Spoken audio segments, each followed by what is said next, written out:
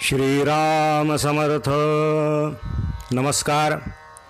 जे आपणासी ठावे या यूट्यूब चॅनलवरून मृत्यूनंतरचा प्रवास हा अतिशय गंभीर परंतु आवश्यक असणारा विषय मी आपल्यापर्यंत आणत आहे. पुरुषोत्तम महाराज कुलकर्णी यांचा तुम्हा सगळ्यांना नमस्कार. या माझ्या चॅनलला आपण जर आज अद्यापपर्यंत सबस्क्राईब केलं नसेल तर ते जरूर करा, शेअर केले नसेल तर ते करा, कारण ही माहिती सगळ्यांपर्यंत जाणं अत्यंत गरजेचं आहे. आज आपण या मालिकेतला 11वा भाग पाहणार आहोत. 11व्या दिवसाचे एकोदिष्ट श्राद्ध कसे करावे ते आपण मागच्या म्हणजे 10व्या भागात बघितले. 11व्या दिवसाचे विधिविधान आपण बघितलेत. आज 12व्या दिवसाचे विधिविधान पाहू. 12व्या दिवशी सपिंडीकरण अशा प्रकारचं सपिंडीकरण नावाचं श्राद्ध करायचं असतं. ते कसं करायचं तर प्रथम अग्नी देणाऱ्या पुत्राने स्नान करून दूत वस्त्र परिधान करून उत्तरीय वस्त्र घेऊन घाटावर जावे, आचमन करावे, प्राणायाम करावा आणि देशकालाचा उच्चार करून संकल्प करावा. तो संकल्प असा आहे, मी मुद्दाम या ठिकाणी संस्कृतमध्ये न सांगता मराठीमध्ये सांगत आहे, कारण संस्कृत सगळ्यांनाच कळते असं नाही आणि म्हणून मराठीमध्ये आपण प्रार्थना करावी. प्रार्थनेला फार महत्त्व आहे. ते काय महत्त्व आहे आपण शेवटी पाहणार आहोत. अमुक प्रेताची प्रेतत्व निवृत्ती होऊन, या ठिकाणी अमुक म्हणजे जो व्यक्ती गेला असेल त्याचं नाव घ्यावं, म्हणजेच प्रेत अवस्थेमधून मुक्तता होऊन त्यास पितृलोक प्राप्त व्हावा म्हणून मेलेली व्यक्ती पुरुष असेल तर स्वतः प्रेतात्मा, त्याचे वडील, आजोबा आणि पंजोबा यांच्या नावाचा उच्चार करावा. आणि मृत व्यक्ती स्त्री असेल तर मातेच्या नावाचा उच्चार करून आई, आजी आणि पणजी आणि खापर पणजी म्हणजे पितामही, प्रपितामही आणि वृद्ध पितामही यांच्या नावाचा उच्चार करून सपिंडीकरण श्राद्ध मी करतो असा संकल्प करावा.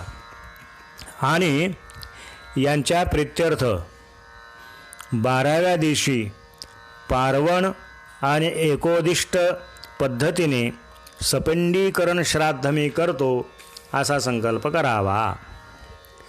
आता सपिंडीकरण म्हणजे काय तर वडील, आजोबा आणि पंजोबा यांच्या पिंडामध्ये मृत व्यक्तीच्या पिंडाचे मिलन करणे, एकत्रीकरण करणे किंवा त्यांच्यामध्ये हा पिंड मिसळवणे.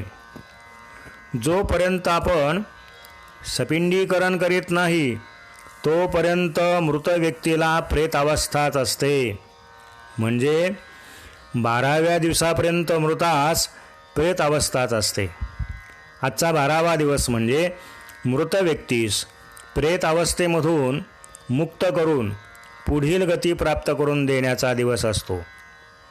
संकल्प झाल्यानंतर एका पाण्याच्या भांड्यामध्ये यव आणि काळे तीळ घालावेत. या यवाला काही ठिकाणी जवसुद्धा असं म्हणतात. याला यवोदक आणि तिलोदक म्हणतात. त्यानंतर ब्राह्मण सांगतील त्याप्रमाणे विश्वेदेवाचे पूजन करावे. विश्वेदेव या श्राद्धीय पूजनाच्या देवता असतात. ज्या देवतेचे पूजन करून, या देवतेचे पूजन करून मार्जन करावे, ब्रह्मदंड द्यावा इत्यादी क्रिया करावी, ते सगळं भटजी सांगत असतात. या देवस्थानी काल आणि काम नावाच्या देवता विश्वेदेव या संज्ञेने असतात. यांना सव्याने म्हणजे उत्तरी वस्त्र आणि यज्ञोपवीत डाव्या खांद्यावरून उजवीकडे गळ्यामध्ये घालावे, याला सव्य म्हणतात. आणि उजव्या खांद्यावरून गळ्यातून डावीकडे सोडले म्हणजे अपसव्य म्हणतात. आणि गळ्यामध्ये माळेसारखे सोडले घातले की याला निविती म्हणतात. विश्वे देवाला म्हणजे काळ आणि काम या देवतेला सव्याने निमंत्रण द्यावे. पितरस्थानी अपसव्याने प्रेताचे गेलेले वडील, प्रेताचे गेलेले आजोबा आणि पणजोबा यांना अपसव्याने निमंत्रित करावे. या सर्वांना बसण्यासाठी दर्भाच्या काडीचे आसन द्यावे. प्रथम देवता पूजन करावे. काम आणि काल या श्राद्धाच्या देवतांना सव्य करून म्हणजे सव्य होऊन आवाहन करावे. बसण्याकरता आसन द्यावे, अर्घ्य द्यावे, गंध पुष्प धूप दीप तुळस इत्यादी देऊन दान द्यावे, आच्छादन करावे आणि इत्यादी अर्पण करून त्यांचे पूजन करावे. त्यानंतर पितृपूजन करावे. प्रथम अपसव्य करून गेलेले प्रेताचे वडील ते गेले असतील तर आजोबा आणि पणजोबा यांना आसन द्यावे, उदक द्यावे, दर्भ द्यावा, तिलोदक द्यावे, गंध पुष्प धूप दीप आणि माका आच्छादन देऊन अर्घ्य द्यावे. त्यानंतर अमुक प्रेत या ठिकाणी अमुक ठिकाणी त्याचं नाव घ्यावं. प्रेताचे वडील, प्रेताचे आजोबा आणि पणजोबा यांच्याशी एकरूप हो असे म्हणून अर्घ्यपात्रातील उदक म्हणजे पाणी एकत्र करून 4 पिंड केलेले असतात त्याला अर्पण करावे. चटावर म्हणजे दर्भाच्या काड्या ठेवल्या असतात त्याला चट म्हणतात. त्यावर आवाहित केलेल्या ब्राह्मणांना भोजन द्यावे. इथे भोजन म्हणजे प्रत्यक्ष कोणी जेवत नाही म्हणून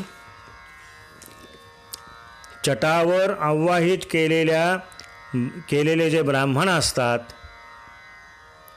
त्यांना घाटावर गुरुजी छोट्या भाताच्या मुदी, छोट्या पोळ्या, भाजी वगैरे असे पदार्थ घेऊन आलेले असतात. ते एका पानावर ठेवून त्याचा नैवेद्य दाखवावा. त्यानंतर एकूण 4 जे पिंड असतात त्यामध्ये एक सर्वात मोठा पिंड असतो. तो गेलेल्या प्रेताचा असतो. तो लांब आकाराचा केलेला असावा. बाकीचे 3 पिंड मात्र गोल आकाराचे केलेले असावेत. या 4ही पिंडांचे यथाविधी पूजन करावे. त्यानंतर प्रेताचा लांब आकाराचा मोठा पिंड जो असतो त्याचे दर्भाच्या काडीने समान 3 भाग करावेत आणि त्यातील पहिला भाग पहिल्या पिंडामध्ये मिसळावा म्हणजे वडिलांचा तो पिंड असतो. दुसरा भाग आजोबांच्या पिंडामध्ये मिसळावा आणि तिसरा भाग पणजोबाच्या पिंडामध्ये मिसळावा. आणि 3ही पिंड म्हणजे 4 पिंडाचे आता 3च पिंड झाले ते गोल गोल करून पुन्हा खाली ठेवून द्यावेत. या 3 पिंडामध्ये मिसळल्यानंतर यालाच सपिंडीकरण असं म्हणतात. यानंतर हात जोडून प्रार्थना करावी. आता इथे सुद्धा ही प्रार्थना संस्कृतमध्ये किंवा मंत्राच्या स्वरूपामध्ये तिथे विधिविधान करणारे गुरुजी म्हणत असतात. आपण फक्त कृती करत असतो. पण सगळ्यांना कळावं म्हणून मी मुद्दाम त्या मंत्रांचा अर्थ प्रार्थनेचा इथे मराठीमध्ये सांगत आहे की हे पितरांनो, तुमच्या अन्नाला नमन असो, तुमच्या घृत आणि अमृतादी रसाला नमन असो, तुमच्या बलाला नमन असो, तुमच्या पराक्रमाला नमन असो, तुमच्या जीविताला नमन असो, तुमच्यातील सारभूत तत्वाला नमन असो. तुम्हाला मी वारंवार नमस्कार करतो. त्या पितृलोकातील संपत्ती तुमच्या स्वामित्वाखाली राहू द्या आणि मृत्यूलोकातील संपत्ती आमच्या स्वामित्वाखाली राहू द्या. आम्हाला पूर्ण आयुष्य लाभो. हे पितरांनो, आम्हाला इष्टसंपत्ती देऊन तुम्ही पितृलोकी जा. आम्हाला वीरपुत्र द्या. आमचे दाते समृद्ध होत, आमची मुले हुशार होत, विद्वान होत. आमच्या मनात तुमच्याबद्दल अशीच श्रद्धा राहो. आम्हाला समृद्धी प्राप्त होवो. आम्हाला दान करण्याची बुद्धी होवो. आमच्या घरी अन्नसमृद्धी व्हावी. आमच्या घरी अनेक अतिथी आणि अनेक याचक यावेत. त्यांच्याकरिता आमच्या हातून दानधर्म घडावा. आमच्यावर कोणाकडे याचना करण्याची वेळ न येवो. हे पितरांनो, आम्हाला पराक्रमी पुत्र द्या. हे पितरांनो, आता ही मृत झालेली व्यक्ती आता तुमच्याकडे आलेली आहे, म्हणजे तुमच्या स्वाधीन केलेली आहे. त्याला तुम्ही तुमच्यातील पितृभाग द्या. तुमच्यासोबत घेऊन जा. सोमरस न पिणाऱ्या देवांना, तसेच ज्यांना यज्ञभाग प्राप्त होत नाही, अशा सर्व देवांना मी अन्न विकीर स्वरूपामध्ये अर्पण करतो.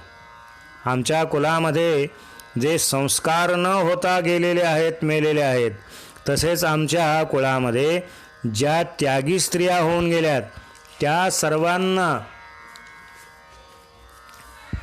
प्रकिरान्न मी अर्पण करतो.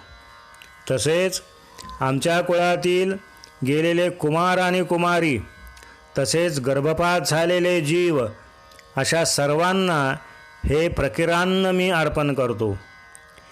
हे स्वतः हवीरदग्ध अग्ने, ज्या प्रेमाने अग्नी दिला आहे अशा, आणि ज्या प्रेताला अग्नी दिला गेला नाही अशा, म्हणजे ज्या प्रेताला अग्नी दिला आहे अशा प्रेताला, आणि ज्या प्रेताला अग्नी दिला नाही अशाही प्रेताला काही वेळेस कुठेतरी मृत्यू झालेला असतो.